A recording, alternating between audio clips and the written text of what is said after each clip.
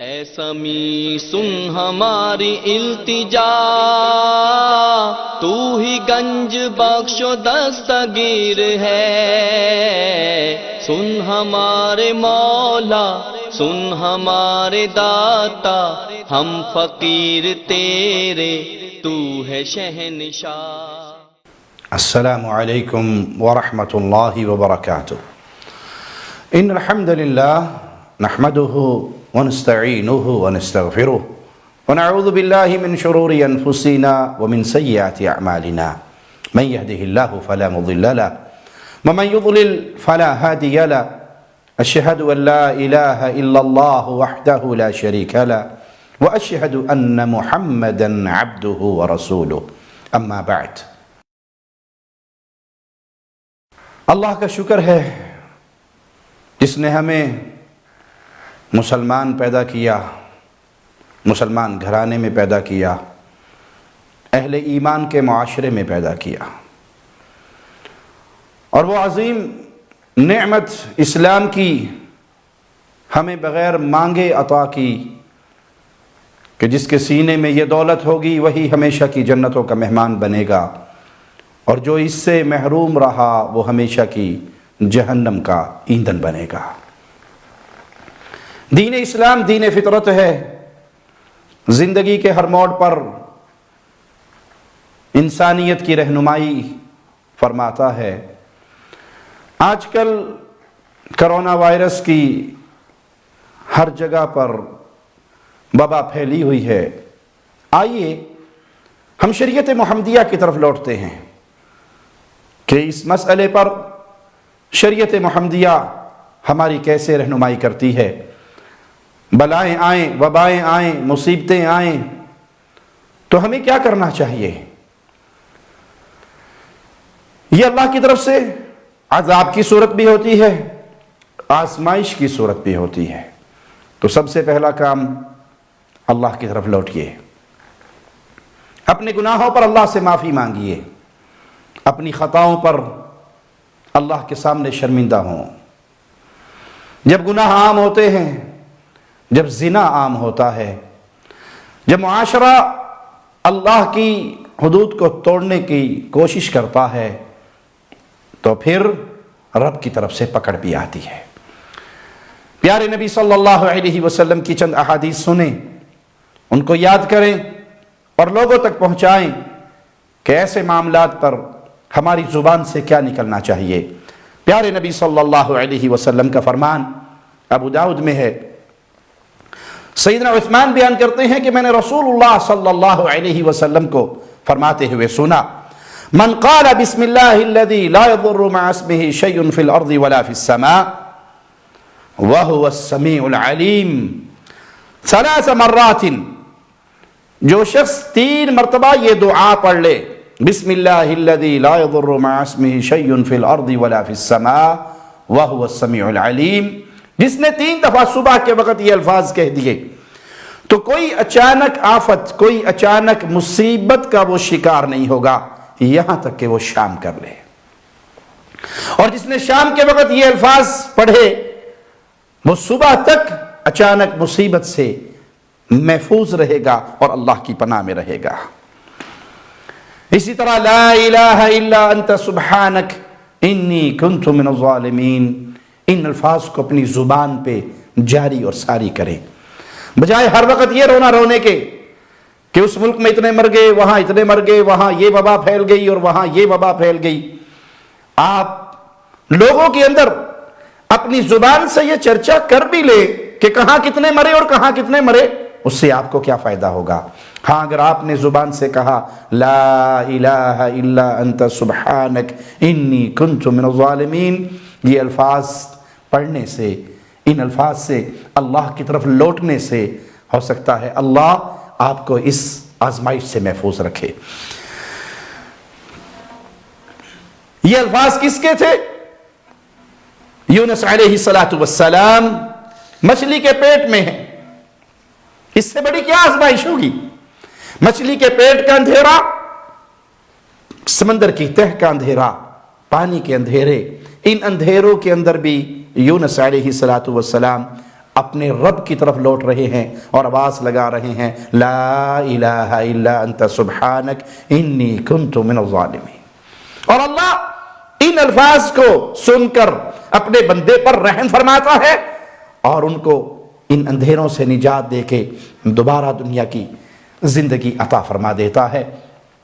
مچھلی ان کو پھر ساحل تک پہنچا دیتی ہے، اس آزمائش سے سرخرو ہو جاتے ہیں۔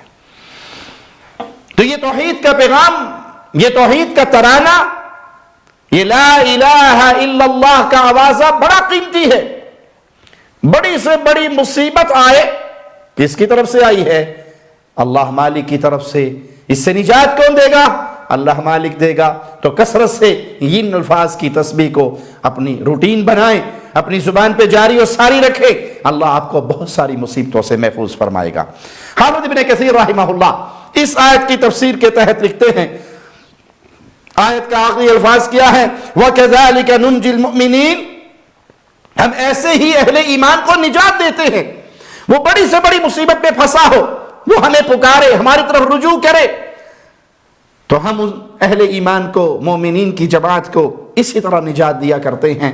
اس آیت کی شرح میں ابن کثیر رحمہ اللہ فرماتے ہیں کہ جب شدید مصیبتوں میں کوئی اللہ کی طرف لوٹے اور اللہ کو پکارے، خالص دل کے ساتھ، مخلص بن کر، انابت کرتے ہوئے، رجوع کرتے ہوئے، معافی مانگتے ہوئے، توبہ کرتے ہوئے اللہ کو پکارتا ہے، تو پھر اللہ اس آزمائش سے، اس مصیبت سے اس بندے کو بھی نجات دے دیتا ہے۔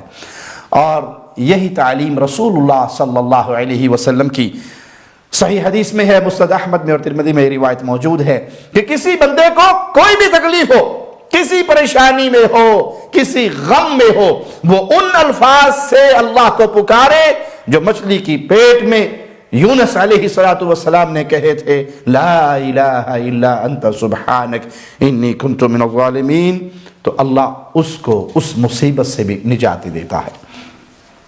آپ پریشان ہیں، مصیبتیں ٹوٹی ہوئی ہیں، ان الفاظ کو یاد کر لیں، ان الفاظ کو اپنی زبان پہ جاری کر لیں، تو اللہ آپ کو ہر طرح کی مصیبتوں سے محفوظ فرمائے گا۔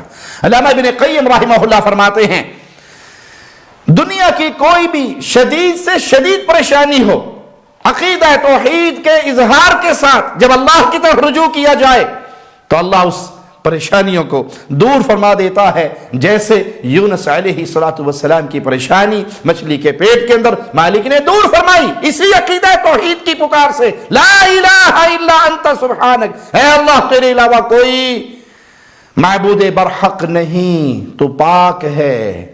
یہ الفاظ لگائیے، دنیا کے بنے ہوئے جھوٹے الہوں کا انکار کیجئے، سچے معبود برحق کی الوہیت کو تسلیم کیجئے، اپنے تراشے ہوئے خداؤں سے دامن توڑوائیں، ایک سچے الہ پر ایمان لے کر آئے، نتیجہ کیا نکلے گا؟ اللہ آپ کی پریشانیوں کو دور فرما دے گا، کیونکہ مصیبت آتی ہی شرک کی وجہ سے ہے، شرک پھیل جاتا ہے، گناہوں کی وجہ سے اللہ کی طرف سے پکڑ آتی ہے نا، عذاب آتا ہے، اور گناہوں میں سب سے بڑا گناہ شرک اکبر ہے۔ شرک اکبر سب سے بڑا گناہ ہے، اور جب امت میں پھیل جاتا ہے، جب زنا عام ہوتا ہے، جب برائی بے حیائی پھیلتی ہے، تو اللہ کی طرف سے پکڑ آتی ہے، اللہ جھنجھوڑتا ہے لوگوں کو، اہل ایمان اپنے رب کی طرف لوٹتے ہیں، اپنے گناہوں پر معافی مانگتے ہیں، اللہ معاف فرما دیتا ہے۔ پیارے نبی صلی اللہ علیہ وسلم کا ایک اور فرمان سنیے، ابو ہریرہ بیان کرتے ہیں، کان رسول اللہ صلی اللہ علیہ وسلم یتعوذ من جہد البلاء ودرق الشقاء وسوء القضاء وشماتة الاعداء۔ پیارے نبی صلی اللہ علیہ وسلم مصیبت کی شدت، بدبختی، برے خاتمے اور دشمن کی خوشی سے اللہ کی پناہ مانگا کرتے تھے، اور یہی درس آپ نے امت کو بھی دیا۔ ابو ہریرہ بیان کرتے ہیں رضی اللہ عنہ وارضاہ، اور یہ روایت صحیح بخاری میں ہے، قال تعوذوا باللہ من جہد البلاء ودرق الشقاء وسوء القضاء وشماتة الاعداء۔ آپ نے اپنی امت کو درس دیا کہ مصیبت کی شدت، بدبختی، برے خاتمے اور دشمن کی خوشی سے اللہ کی پناہ مانگا کرو۔ آپ خود بھی مانگتے رہے اور اپنی امت کو بھی یہ درس دیتے رہے۔ تو یہ بلاؤں کا نزول، یہ بیماریوں کا نزول، یہ مصیبتوں کا آنا یہ برحق ہے، لیکن جب انسان ان دعاؤں کو، ان اذکار کو اپنی عادت بنائے، اپنی روٹین بنائے، صبح شام کے اذکار میں ان کو شامل کرے، اٹھتے بیٹھتے چلتے پھرتے لا الہ الا انت سبحانک انی کنت من الظالمین یہ الفاظ پڑھتا رہے، یہ اصل علاج ہے، یہ اصل طریقہ ہے علاج کا کہ آپ شریعت محمدیہ کی طرف لوٹے، اسباب اختیار کریں، ڈاکٹرز آپ کو جو کہہ رہے ہیں اس کو مانیں، حکومتیں جو آپ پر پابندیاں لگا رہی ہیں ان کو قبول کریں، لیکن شفا دینے والا اللہ ہے، بھروسہ اپنے اللہ پر رکھیں، اور رسول اللہ صلی اللہ علیہ وسلم نے جو تعلیمات آپ کو دی ان تعلیمات پہ عمل کریں۔ آپ اپنے گھر سے نکلتے ہیں، اپنے گھر سے نکلتے ہوئے سنت محمدیہ کو نہ بھولیں، پیارے نبی صلی اللہ علیہ وسلم کے طریقہ کار کو نہ بھولیں، آپ نے جو دعائیں سکھائی ہیں ان دعاؤں کو نہ بھولیں، ان دعاؤں کو پڑھ کے نکلے، اللہ آپ کا حامی ہوگا، اللہ آپ کا ناصر ہوگا، اللہ آپ کا نگہباں ہوگا۔ انس بن مالک فرماتے ہیں ان النبی صلی اللہ علیہ وسلم قال اذا خرج الرجل من بیته فقال بسم اللہ توکلت علی اللہ لا حول ولا قوة الا باللہ، چھوٹے سے کلمات ہیں، تھوڑے سے الفاظ ہیں، بسم اللہ توکلت علی اللہ لا حول ولا قوة الا باللہ، اللہ کے نام کے ساتھ میں اپنے گھر سے نکل رہا ہوں، اللہ کے نام کے ساتھ، اللہ پر ہی سارے بھروسے ہیں، لا حول ولا قوت الا باللہ، ساری قوتیں ساری طاقتیں اس اللہ کے ساتھ ہیں، میں اسی سے سوالی ہوں۔ اپنے دل میں رب کی عظمت کے یہ الفاظ، یہ عقیدہ لے کر گھر سے نکلو تو نتیجہ کیا نکلتا ہے؟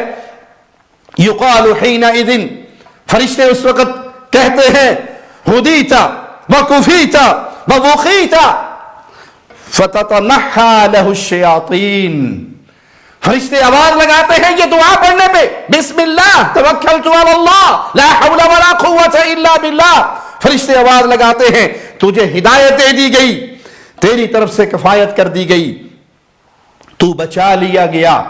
یہ سن کر شیاطین کیا کہتے ہیں؟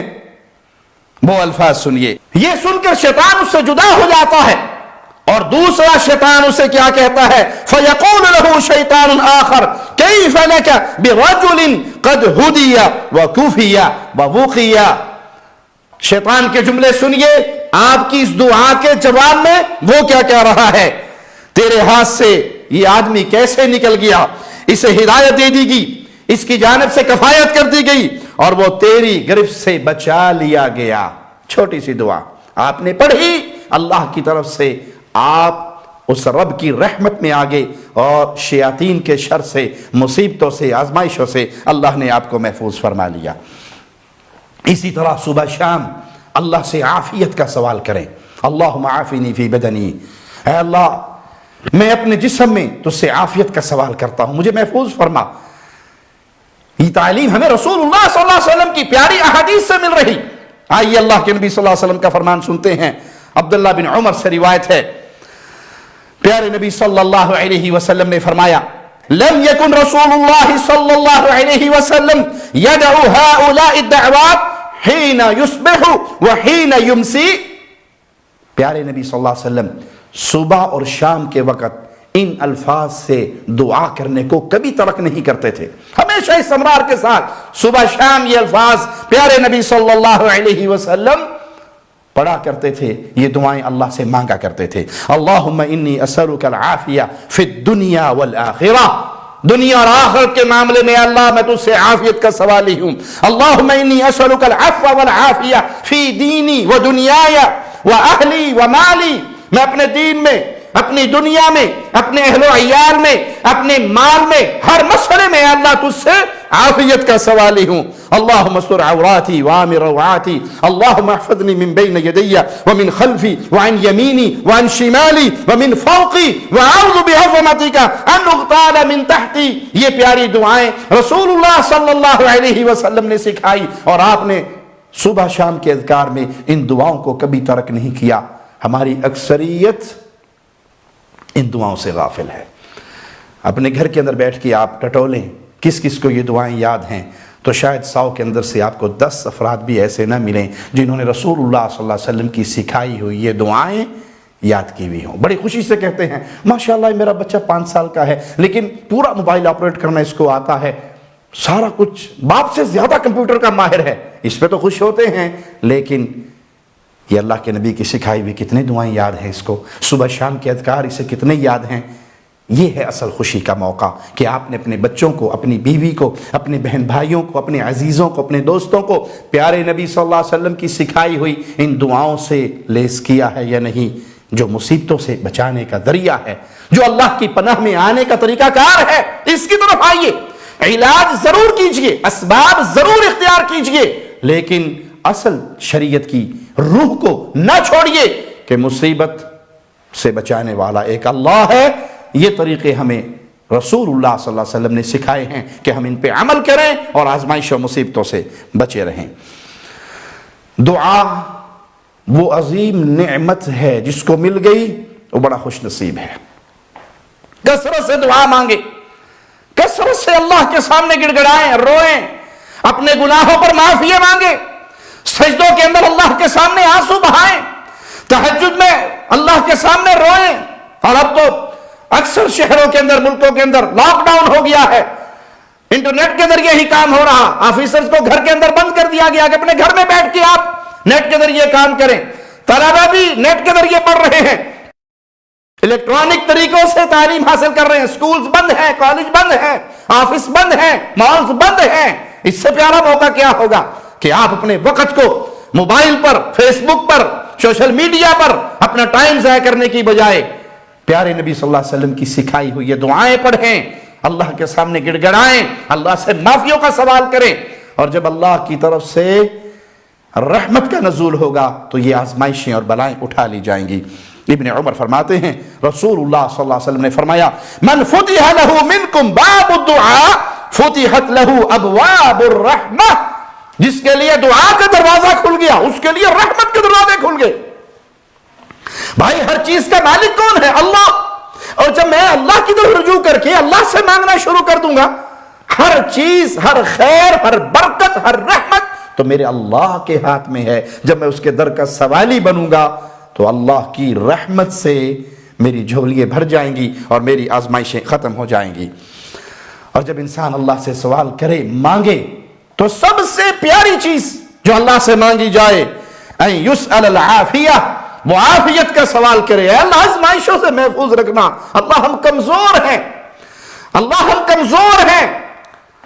انسان بھلے اپنے آپ کو کتنا طاقتور سمجھے, اپنے آپ کو کتنا بڑا سمجھے, اپنے بارے میں جو مرضی تصور کر لے کہ ہم ترقی کے ان منازل کو طے کر چکے ہیں, کوئی قوت ہمیں روک نہیں سکتی.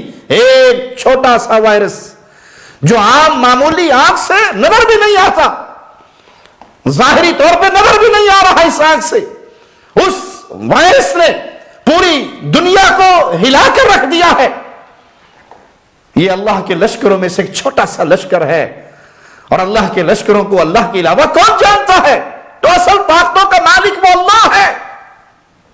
اور یہاں پر پیغام ہے ان ملحدوں کو, ان دہریوں کو, اللہ کے وجود کے انکاریوں کو, جو کہتے جی ہمیں اللہ نظر نہیں آتا, ہم اللہ پر کیسے ایمان لائیں, یہ وائرس تمہیں نظر آ رہا ہے.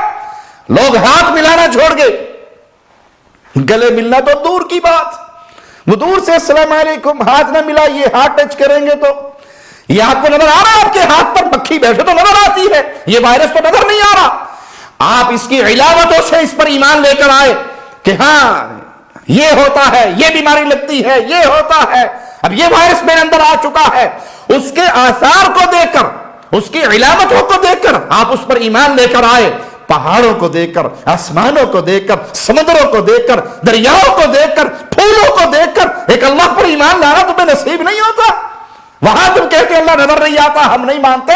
اس وائرس پہ ایمان لے آئے کہ یہ نظر نہیں آ رہا, لیکن اس کے آثار نظر آ رہے ہیں, اور تم تسلیم کرتے ہو, گردنیں جھکاتے ہو اس کے سامنے. یہ اللہ کے لشکروں میں سے ایک لشکر ہے. جب چاہتا ہے اللہ اس کو بھیجتا ہے. یہ طاعون کی بیماری ہے.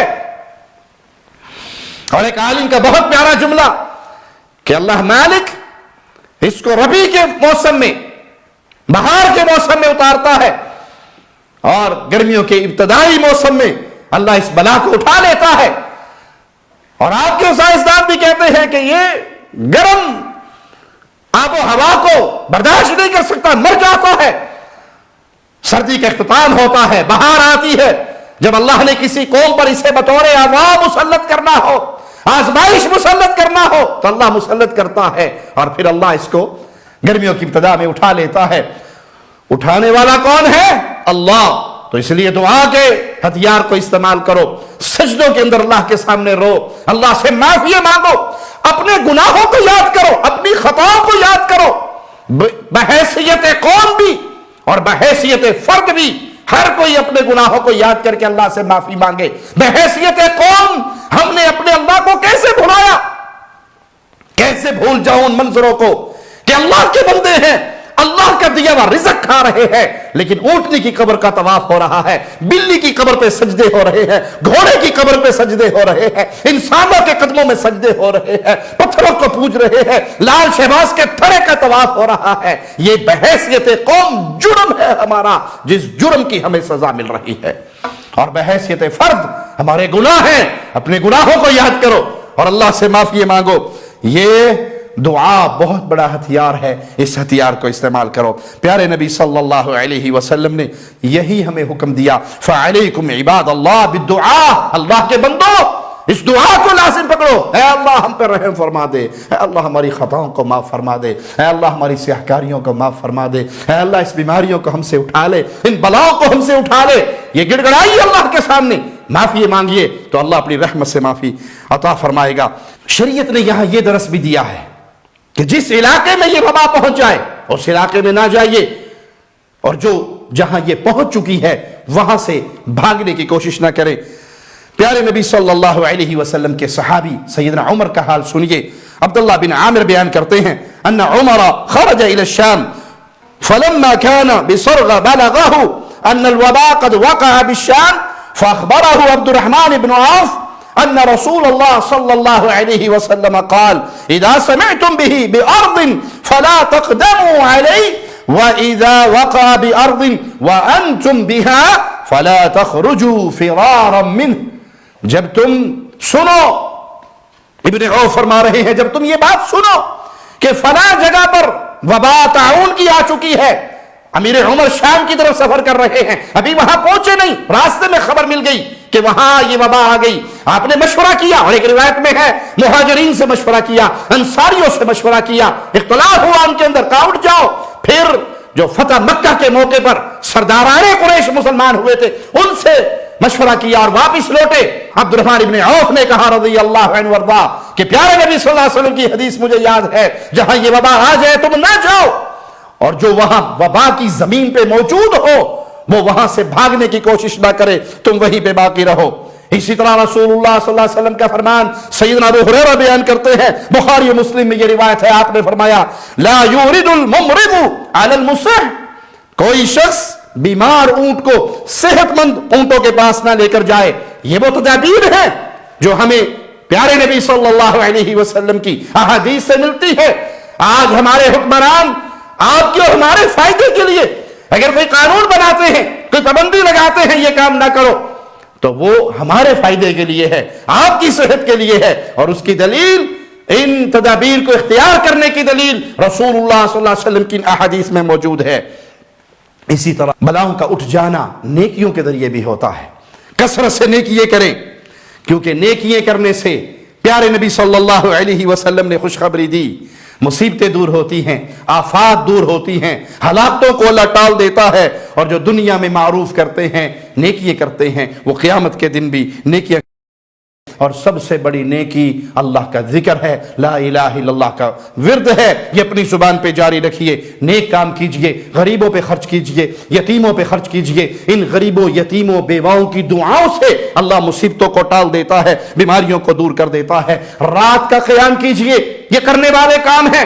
لوگوں میں جھوٹی افواہیں نہ پھیلائیں، لوگوں کا سکون برباد نہ کریں. موت کا ایک وقت مقرر ہے، اس پہ آنی ہے، کسی بھی سبب سے آ جائے، وہ وقت ٹل نہیں سکتا. کرنے والے کام یہ ہے تہجد کی نماز پڑھیں، رات کا قیام کریں۔ آئیے نبی کریم صلی اللہ علیہ وسلم کا فرمان سیدنا بلال سے سنتے ہیں، ان رسول اللہ صلی اللہ علیہ وسلم قال علیکم بقیام اللیل، رات کی نماز پڑھا کرو، اس کو لازم پڑھو، فإنہ دأب الصالحین قبلکم، تم سے پہلے بھی جو صالحین تھے، نیک لوگ تھے، یہ ان کا طریقہ کار تھا۔ وَإِنَّ قِيَامَ اللَّيْلِ قُرْبَةٌ إِلَى اللَّهِ، یہ تہجد کی نماز، یہ رات کا قیام انسان کو اللہ کے قریب کر دیتا ہے، گناہوں سے انسان کو روکتا ہے، گناہوں کا کفارہ بن جاتا ہے۔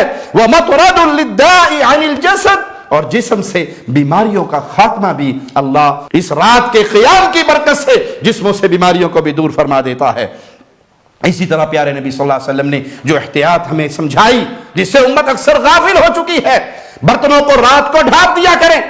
آئیے پیارے نبی صلی اللہ علیہ وسلم کا فرمان سنتے ہیں، سیدنا جابر بن عبداللہ روایت کرتے ہیں، سمعت رسول اللہ صلی اللہ علیہ وسلم یقول غط الاناء وعوق السقاء فإن في السنة ليلة ينزل فيها وباء، برتنوں کو ڈھانپ دو، مشکیزوں کو باندھ دو، ان کے منہوں کو باندھ دو، کیونکہ ہر سال میں کوئی ایک رات ہوتی ہے جس میں بیماری وبا اترتی ہے، اور کوئی بھی ایسا برتن جو کھلا ہوتا ہے وہ اس کے اندر داخل ہو جاتی ہے۔ یہ تدبیریں ہمیں رسول اللہ صلی اللہ علیہ وسلم نے سکھائی۔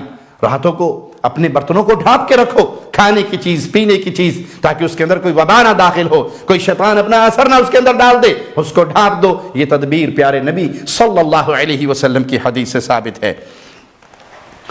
تو پیارے بھائی، مصیبتوں میں، پریشانیوں میں، غموں میں اللہ کی طرف لوٹئے، اللہ کی طرف آئیے، اور یاد رکھیے کہ یہ طاعون کی بیماری اہل ایمان کے لیے رحمت ہے، کفار کے لیے عذاب کی صورت ہے، تو اہل ایمان کے لیے رحمت کی صورت ہے۔ عائشہ رضی اللہ تعالی عنہ بیان کرتی ہیں کہ میں نے نبی کریم صلی اللہ علیہ وسلم سے طاعون کے بارے میں سنا، تو آپ نے فرمایا انہ کان عذابا یبعثہ اللہ علی من یشاء، یہ عذاب ہے اللہ کی طرف سے، عذاب کا کوڑا ہے، اللہ جس پہ چاہتا ہے اس کو برسا دیتا ہے۔ فجعلہ اللہ رحمتا للمؤمنین، یہ جہاں کافروں کے لیے عذاب ہے، مومنین کے لیے یہ اللہ کی طرف سے رحمت ہے۔ جس جگہ پر یہ بیماری پھوٹ پڑے، اہل ایمان وہاں پر ہو، وہ صبر اور شکر کے ساتھ وہیں پر قیام کریں، حدیث کی روشنی میں وہاں سے بھاگنے کی کوشش نہ کریں، اور یہ عقیدہ رکھیں یعلم انہ لن یصیبہ الا ما کتب اللہ لہ، کہ مجھے وہی مصیبت ملنی ہے جو میری تقدیر میں میرے مالک نے لکھ دی ہے، الا کان لہ مثل اجر الشہید، وہ اس طاعون کی بیماری میں اگر فوت بھی ہو جاتا ہے تو اللہ اس کو شہید کا ثواب عطا فرماتا ہے۔ یہ وہ پیارے بھائیوں کرنے والے کام ہیں۔ اللہ کی طرف لوٹئے، اللہ ہمیں ان آزمائشوں سے، ان تکلیفوں سے، ان بیماریوں سے اپنی رحمت میں رکھے، امت پر رحمت فرمائے، اس وبا کو اپنی رحمت سے اٹھا لے۔ اقول قولی ھذا واستغفر اللہ لی ولکم ولسائر المسلمین۔ آپ کی شان شوکتوں سے الگ